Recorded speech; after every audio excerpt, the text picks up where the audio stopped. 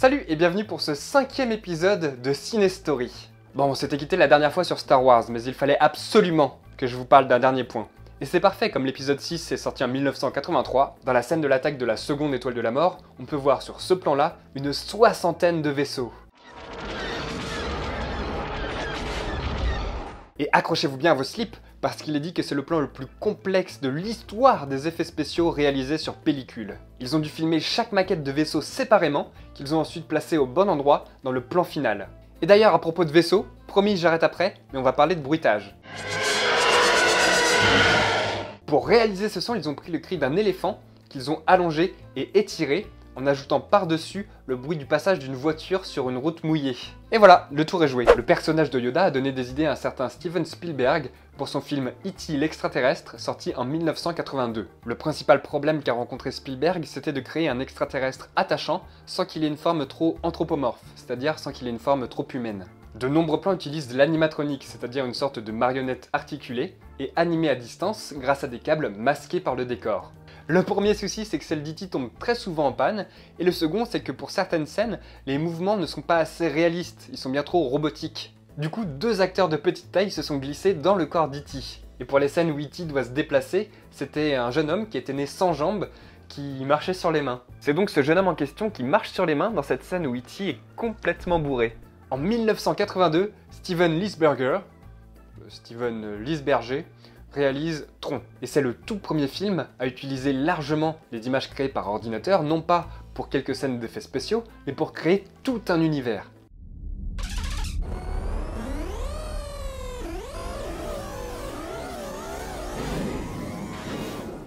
En fait, la production a combiné plusieurs techniques, ordinateur, animation classique ou encore superposition par calque rotoscopique. Et oui, c'est grâce à cette technique qu'ils ont colorisé les vêtements des personnages, alors que dans le remake, c'est les costumes qui pouvaient s'allumer. C'est beaucoup moins cher à produire et beaucoup plus pratique, mais bon. D'ailleurs, la plupart des images de ce film ont été calculées par 4 sociétés informatiques, notamment sur Cray One, l'ordinateur le plus puissant du monde à l'époque, avec ses 8 mégaoctets de mémoire vive. 8 mégaoctets de mémoire vive, c'est peu. Le rendu d'une seule image nécessitait 18 mégas, donc les animateurs ne pouvaient rendre qu'une ligne de balayage à la fois, c'est-à-dire qu'ils ne voyaient que ça.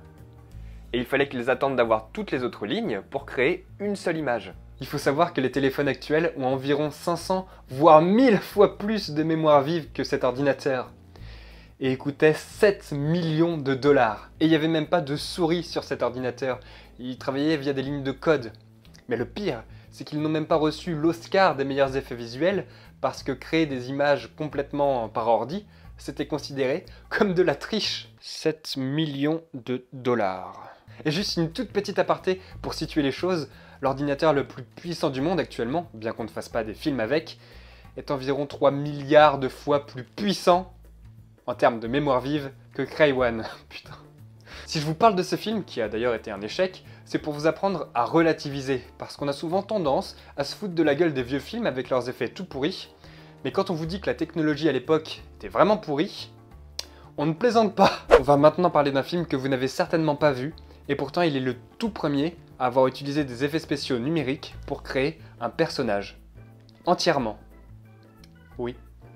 En 1985. Auparavant, l'image de synthèse était soit utilisée pour montrer une simulation dans un écran d'ordinateur, soit la vision d'un robot et donc d'une machine, ou encore l'intérieur d'un ordinateur. Mais dans le film Le secret des pyramides, il n'y a aucun lien narratif avec l'ordinateur et aucune référence à l'origine machinique de l'image. C'est ce qui fait un peu sa nouveauté.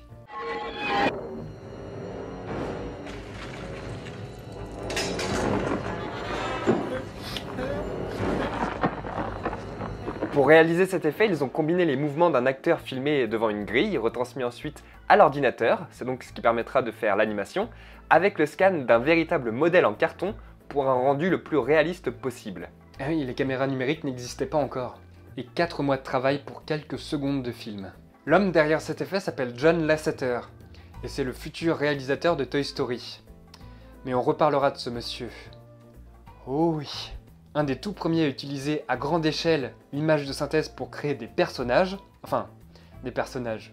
des dinosaures, vous l'aurez deviné, c'est Spielberg. Comme on l'a vu tout à l'heure, adepte de l'animatronique depuis E.T., Steven envisage la création de dinosaures de manière traditionnelle. c'est-à-dire animation image par image pour les plans larges et animatronique pour les plans serrés où les créatures sont en interaction avec les acteurs. Alors ce qu'il va faire, c'est qu'il va demander à ILM, Industrial Light and Magic, la société de son pote George Lucas, souvenez-vous, de lui créer quelques dinosaures en images de synthèse. Juste comme ça, histoire de voir ce que ça peut donner.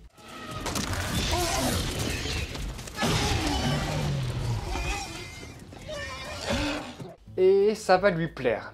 Ça va tellement lui plaire qu'il va abandonner la stop motion pour n'utiliser que des images de synthèse pour les plans larges, tout en conservant l'animatronique pour les plans serrés. On assiste en 1988 à la naissance d'un nouvel effet spécial qu'on appelle le morphing. À la fin du film intitulé Willow, le personnage principal redonne son apparence humaine à une magicienne transformée en divers animaux au cours de l'histoire. Et c'est bien la première fois qu'on arrive à transformer de manière continue une chèvre en autruche, en tortue, en tigre, puis en femme, sans trace de coupure. Et encore aujourd'hui, on applique la même méthode qu'à l'époque. Mais quelle était-elle cette méthode ? En fait, il suffit d'identifier des points de repère, par exemple les coins d'un carré, et de les communiquer à l'ordinateur qui va ensuite replacer dans l'espace ces points de repère pour réaliser une autre forme. Cette technique permet de créer des effets impressionnants, comme par exemple dans le film Les Visiteurs, Où Cousin Hubert, drogué, voit le château se déformer. Ça permet aussi de créer des transitions invisibles entre les cascadeurs réels et leurs doublures numériques.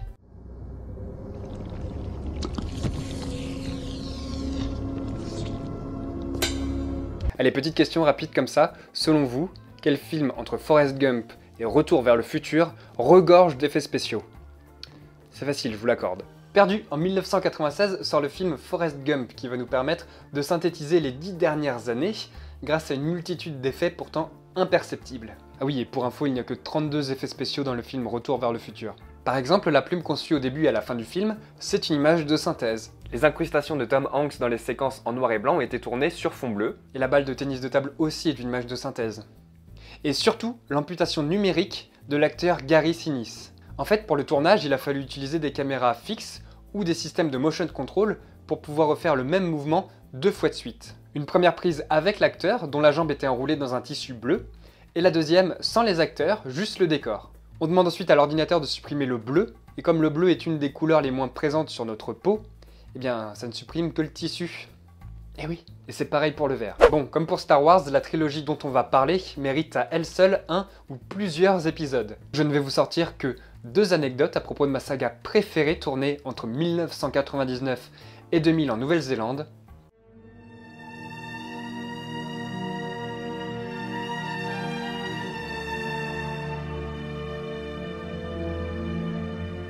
Alors je vous entends déjà dire oui, t'aurais pu en parler dans le prochain épisode parce que le premier film est sorti en 2001. Non, il y aura tellement de choses à dire dans la prochaine vidéo que c'est pas possible. Une question s'est rapidement posée pour la réalisation de cette trilogie, à savoir comment animer avec cohérence une armée entière. Pour résoudre ce problème, on a donc développé le logiciel Massive, spécialement conçu pour les scènes de bataille. Ce logiciel était programmé pour attribuer un comportement autonome et interactif à chacun des 10 000 personnages en images de synthèse. Lors de la bataille du gouffre de Helm, Massive était chargé de leur faire prendre la décision collective la plus rationnelle, c'est-à-dire ce que feraient 10 000 soldats à ce moment précis. Pas con, le programme a d'abord pensé que les guerriers devraient frapper le sol avec leurs lances en avançant sous la pluie pour se réchauffer.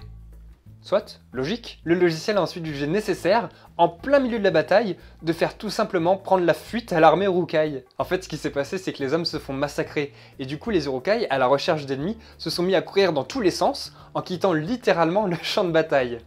Ça c'est drôle. Bon, j'imagine que vous l'aurez déjà deviné, mais les acteurs jouant les Hobbits ne font pas réellement 1m20. L'acteur qui joue Frodon par exemple, Elijah Wood, fait 1m65. Du coup, pour le faire apparaître plus petit que Gandalf ou les autres personnages de taille humaine, on n'a pas forcément utilisé des doublures ou du morphing, c'est-à-dire ajouter numériquement sa tête sur une doublure de plus petite taille.